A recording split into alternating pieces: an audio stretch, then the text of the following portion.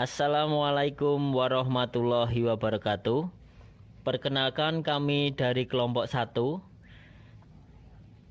bersama Heni Irawati, Asifadea, Wiwit Agustin, dan saya sendiri Eko Agus Cahyono.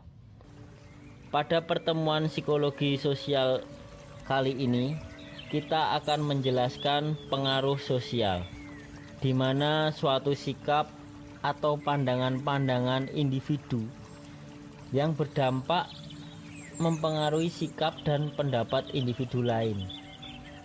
Ini bisa melalui media informasi, iklan produk, kampanye politik, dan lain-lain.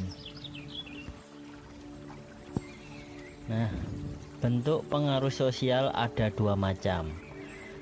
Ada kontrol sosial dan ada perubahan sosial. Kontrol sosial sebagai penjamin untuk memastikan orang lain mengikuti posisi kelompok. Bentuk dominannya konformitas. Kelompok yang melahirkan kepatuhan, seperti kisah pada penelitian yang paling terkenal tentang kepatuhan dilakukan oleh Stanley Milgram, yang menggunakan sengatan listrik untuk uji coba terhadap murid yang dilakukan oleh guru atas perintah profesor. Jadi setiap murid menjawab pertanyaan dan salah, hukuman sengatan listrik akan diberikan kepadanya. Mengapa sang guru mematuhi perintah profesor? Karena adanya ikatan kontrak untuk ambil bagian dalam penelitian itu. Selain itu juga terpaku oleh prosedur, sehingga tidak mengindahkan akibatnya, apa yang akan terjadi nantinya. Tanpa sadar, seorang guru menjalani peran yang sangat kuat menjadi pengikut. Dan seseorang melihat dirinya sebagai agen bagi orang lain. Jadi apa yang dia lakukan itu, dia merasa tidak bertanggung jawab atas tindakan tersebut, karena menempatkan dirinya sebagai agen. Nah, selanjutnya pada perubahan sosial dari pengaruh minoritas yang akan berperan sebagai pengubah norma kelompok yang melahirkan inovasi-inovasi, gagasan-gagasan, ide, dan lain-lain. Kedua pengaruh sosial sangat berkaitan erat, karena keduanya sebagai pemelihara, penjaga norma, dan perubahan sosial bagi kelompok mayoritas maupun minoritas. Selanjutnya, apa sih mayoritas dan minoritas yang dimaksud? Kata Martin N. Houston, dari segi jumlah, mayoritas lebih besar 50% dari minoritas.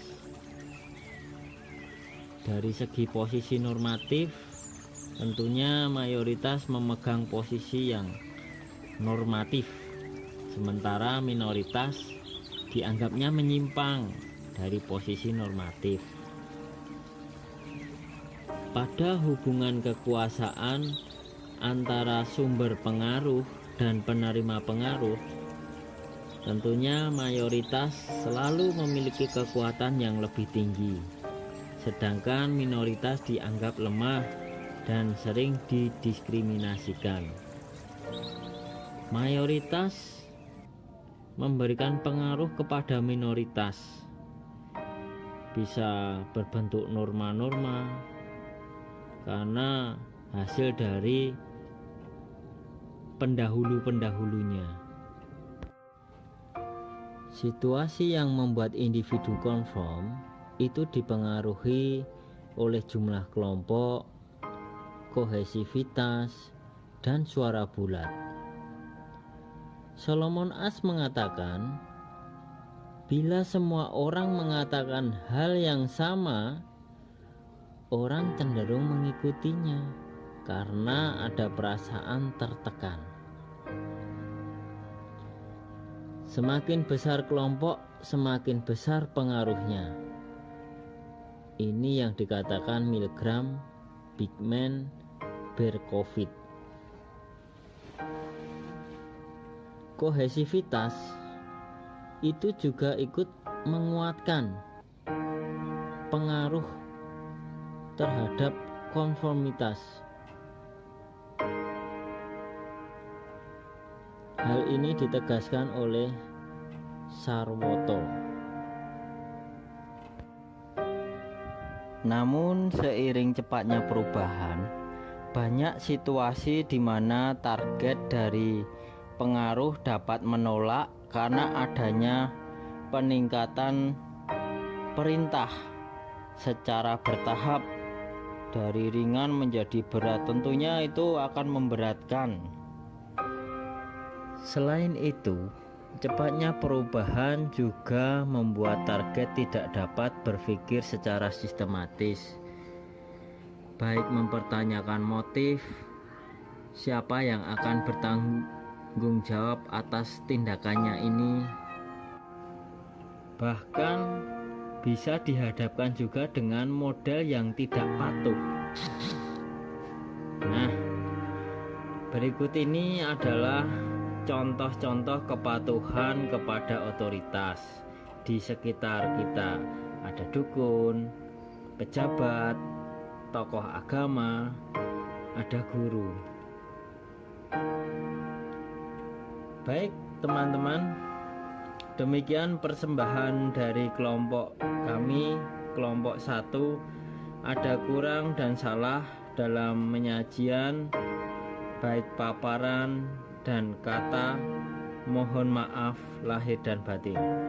Wassalamualaikum warahmatullahi wabarakatuh.